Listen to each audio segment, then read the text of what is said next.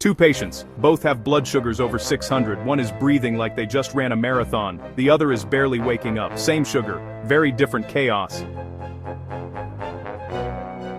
Today we're breaking down one of the most classic, most tested, and most dangerous topics on USMLE Step 2, diabetic ketoacidosis versus hyperosmolar hyperglycemic state. By the end of this video, you'll never confuse them again. Let's start with a real case. A 24-year-old man collapses at the gym. His friends say he's been losing weight, drinking water non-stop and peeing every hour. EMS brings him in. He's nauseous, vomiting and breathing fast, really fast. This breathing isn't anxiety, this is Kussmaul breathing. Deep, rapid breaths because his body is drowning in acid.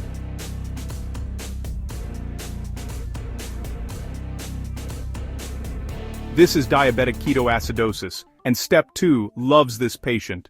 DKA happens when the body has no insulin at all. No insulin means glucose can't enter cells. The body thinks it's starving, so it burns fat. Fat turns into ketones. Ketones turn into acid, metabolic acidosis with an anion gap.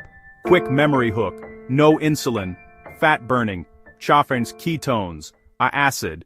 Now let's switch scenes. A 72-year-old woman is brought in by her daughter. She has type 2 diabetes. For days she's been extremely thirsty, confused, barely eating, not taking her meds because she had the flu. Glucose, 980 DL, pH, 7.38, ketones, negative or trace. Osmolality, very high.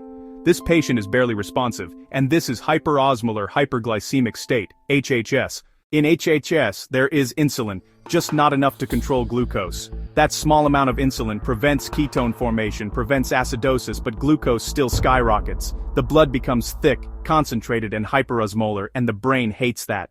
Here's how Step 2 wants you to think. DKA young type 1 diabetes ketones present high anion gap metabolic acidosis, Kussmaul respirations, fruity breath glucose, usually 250-600 HHS.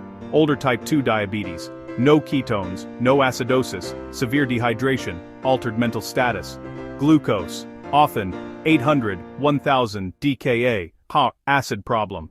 HHS, often water problem. Here's a Step 2 giveaway most students miss. If the patient is extremely confused, lethargic, almost comatose, think HHS. Why? Because hyperosmolality shrinks brain cells. DKA patients feel awful, but HHS patients lose consciousness. Now listen carefully, this order is testable. They're dry, always fluids first. After fluids, insulin brings glucose down. Insulin pushes potassium into cells. If you don't check K+, you can kill the patient. If potassium is low, replace K+ before insulin.